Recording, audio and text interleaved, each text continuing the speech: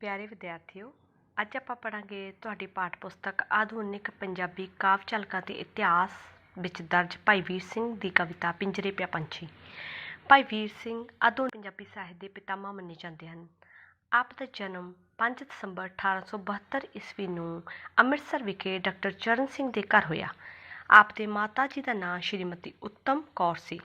ਆਪ ਨੇ 10ਵੀਂ ਦੀ ਪ੍ਰੀਖਿਆ ਪਾਸ ਕਰਨ ਉਪਰੰਤ ਕਿਸੇ ਵੀ ਤਰ੍ਹਾਂ ਦੀ ਕੋਈ ਰਸਮੀ ਵਿੱਦਿਆ ਹਾਸਲ ਨਹੀਂ ਕੀਤੀ, ਭਾਵ ਉਹਨਾਂ ਨੇ ਅਗਲੇਰੀ ਉਚੇਰੀ ਪੜ੍ਹਾਈ ਦੇ ਲਈ ਕਿਸੇ ਕਾਲਜ ਵਿੱਚ ਦਾਖਲਾ ਨਹੀਂ ਲਿਆ, ਸਗੋਂ ਸਵੈ ਅਧਿਐਨ ਰਾਹੀਂ ਹੀ ਭਾਰਤੀ ਅਤੇ ਵਿਦੇਸ਼ੀ ਸਾਹਿਤ ਪੜ੍ਹਿਆ। ਆਪ ਦਾ ਦੇਹਾਂਤ 10 ਜੂਨ 1957 ਈਸਵੀ ਨੂੰ ਹੋਇਆ। ਭਾਈ ਵੀਰ ਸਿੰਘ ਪੰਜਾਬੀ ਦੇ ਬਹੁਪੱਖੀ ਲੇਖਕ ਹਨ। ਉਹਨਾਂ ਨੇ ਕਵਿਤਾ, ਨਾਵਲ, ਨਾਟਕ, ਵਾਰਤਕ ਦੇ ਖੇਤਰ ਵਿੱਚ ਕਾਫੀ ਮਾਤਰਾ ਵਿੱਚ ਸਾਹਿਤ ਰਚਨਾ ਕੀਤੀ। ਇੱਥੇ ਸਾਡਾ ਸੰਬੰਧ ਕੇਵਲ ਆਪ ਦੀ ਕਾਵਿ ਰਚਨਾ ਨਾਲ ਹੀ ਹੈ।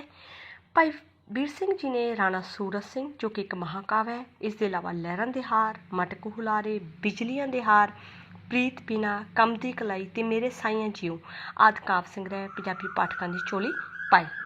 ਆਪ ਦੀ ਕਵਿਤਾ ਵਿੱਚ ਪ੍ਰਕਿਰਤੀ ਚਿਤਰਨ, ਦੇਸ਼ ਪਿਆਰ ਦਾ ਜਜ਼ਬਾ, ਬਲਬਲੇ ਅਤੇ ਸੰਗੀਤ ਦਾ ਪ੍ਰਗਟਾ ਆਦਿ ਵਿਸ਼ੇਸ਼ ਗੁਣ ਹਨ। ਇਸ ਤਰ੍ਹਾਂ ਆਪ ਨੇ ਪੰਜਾਬੀ ਕਵਿਤਾ ਨੂੰ ਵਿਸ਼ੇ ਅਤੇ ਰੂਪ ਦੋਹਾਂ ਪੱਖਾਂ ਤੋਂ ਹੀ ਆਧੁਨਿਕ ਲੀਹਾਂ ਉੱਤੇ ਤੋਰਿਆ।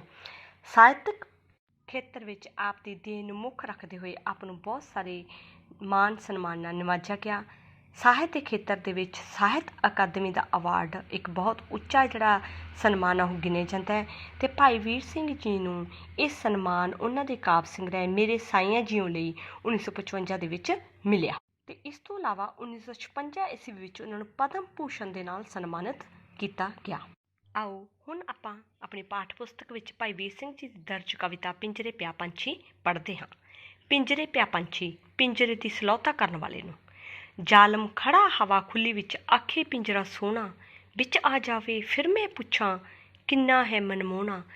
ਪਰਤੋਂ ਹੀਨ ਧਰਾ ਦੇ ਕੈਦੀ ਉਹ ਮੂਰਖ ਦਿਲ ਕਰੜੇ, ਉੱਡਣ ਹਾਰੇ ਪੰਛੀ ਨੂੰ ਇਹ ਸੋਹਣਾ ਹੈ ਜਿੰਦ ਕੋਹਣਾ।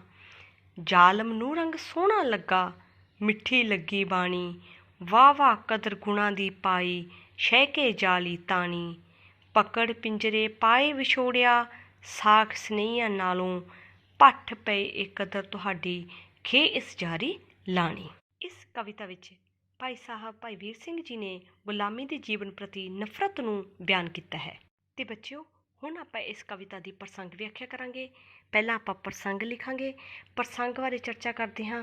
ਪ੍ਰਸੰਗ ਦੇ ਵਿੱਚ ਤੁਹਾਨੂੰ ਪਤਾ ਹੈ ਕਿ ਅਸੀਂ ਕਵੀ ਦਾ ਨਾਮ, ਕਵਿਤਾ ਦਾ ਨਾਮ ਅਤੇ ਜਿਸ ਪਾਠ ਪੁਸਤਕ ਦੇ ਵਿੱਚੋਂ ਇਹ ਕਵਿਤਾ ਲਈ ਗਈ ਹੈ ਉਸ ਕਿਤਾਬ ਦਾ ਨਾਮ ਅਸੀਂ ਉਹਦੇ ਵਿੱਚ ਦੇਣਾ ਹੁੰਦਾ ਹੈ। ਅਤੇ ਇਸ ਦੇ ਨਾਲ ਹੀ ਕਵਿਤਾ ਦਾ ਪ੍ਰਮੁੱਖ ਰੂਪ ਦੇ ਵਿੱਚ ਭਾਵ ਕੀ ਹੈ, ਕਵਿਤਾ ਜਾਂ ਉਸ ਬੰਦ ਦਾ ਜਿਹਦੀ ਅਸੀਂ ਵਿਆਖਿਆ ਕਰਨੀ ਹੈ ਉਹਦਾ ਵਿੱਚ ਕੀ ਭਾਵ ਹੈ ਜਿਹੜਾ ਪ੍ਰਮੁੱਖ ਰੂਪ ਦੇ ਵਿੱਚ ਦਰਸਾਇਆ ਗਿਆ ਹੈ, ਉਹ ਵੀ ਅਸੀਂ ਪ੍ਰਸੰਗ ਦੇ ਵਿੱਚ ਦੇਣਾ ਹੁੰਦਾ ਹੈ। ਹੁਣ ਅਸੀਂ ਦੇਖਦੇ ਹਾਂ ਕਿ ਇਸ ਕਵਿਤਾ ਦਾ ਜਿਹੜਾ ਪ੍ਰਸੰਗ ਉਹ ਅਸੀਂ ਕਿਸ ਤਰ੍ਹਾਂ ਲਿਖਾਂਗੇ।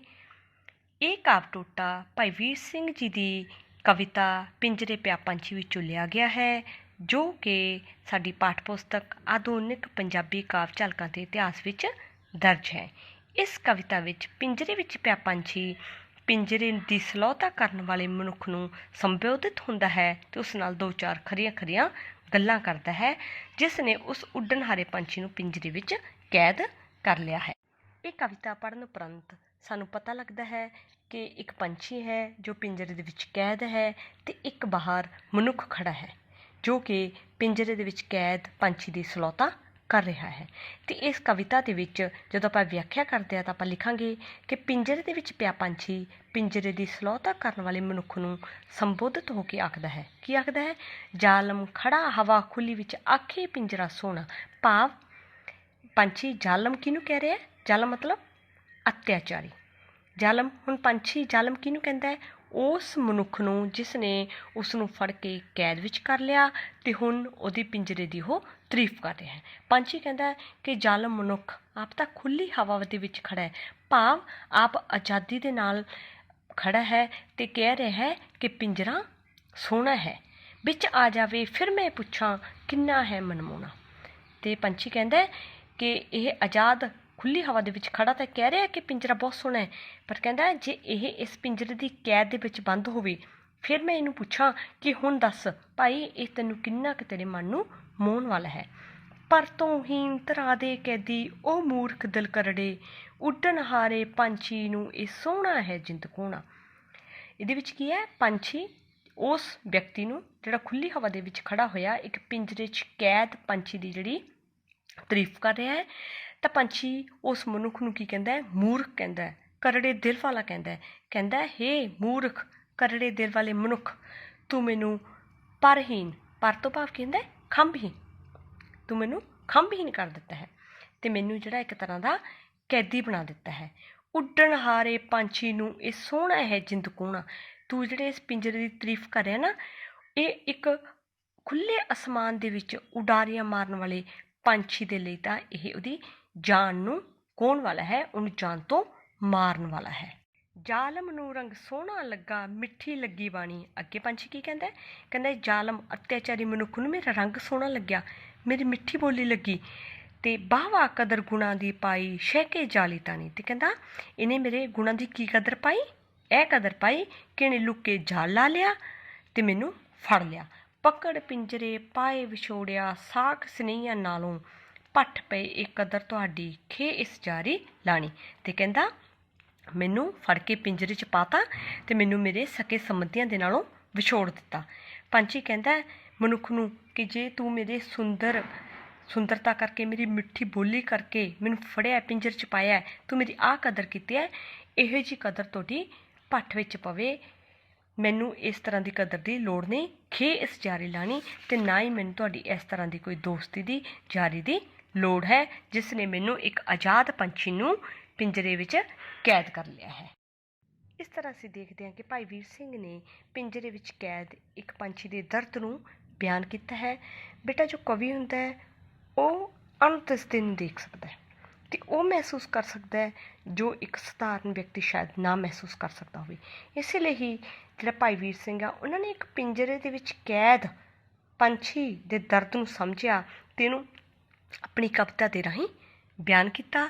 ਮਨੁੱਖ ਦੀ ਕੀ ਫਿਤਰਤ ਹੈ ਕਿ ਉਹਦੀ ਪ੍ਰਵਿਰਤੀ ਹੈ ਕਿ ਉਹਨੂੰ ਜੋ ਸੋਹਣਾ ਲੱਗਦਾ ਉੱਥੇ ਉਹ ਕਬਜ਼ਾ ਕਰਨਾ ਚਾਹੁੰਦਾ ਹੈ, ਉਹਦੇ 'ਚ ਅੰਦਰ ਕਬਜ਼ੇ ਦੀ ਚਾਹ ਹੁੰਦੀ ਹੈ।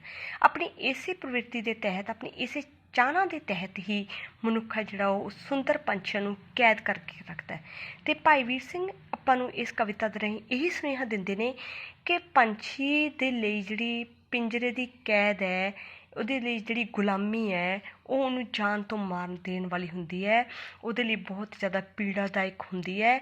ਇਸ ਲਈ ਸਾਨੂੰ ਜਿਹੜਾ ਪੰਛੀ ਨੂੰ ਕਦੇ ਵੀ ਕੈਦ ਨਹੀਂ ਕਰਨਾ ਚਾਹੀਦਾ। ਸਾਨੂੰ ਪੰਛੀਆਂ ਨੂੰ ਉਹਨਾਂ ਨੂੰ ਆਪਣਾ ਪ੍ਰਕਿਰਤਿਕ ਜੀਵਨ ਜਿਉਣ ਦੀ ਜਿਹੜੀ ਆਜ਼ਾਦੀ ਆ ਉਹ ਦੇਣੀ ਚਾਹੀਦੀ ਹੈ। ਸਾਨੂੰ ਸਿਰਫ ਪੰਛੀਆਂ ਦੀ ਜਿਹੜੀ ਕੁਦਰਤੀ ਸੁੰਦਰਤਾ ਉਹਨੂੰ ਮੰਨਣਾ ਚਾਹੀਦਾ ਹੈ।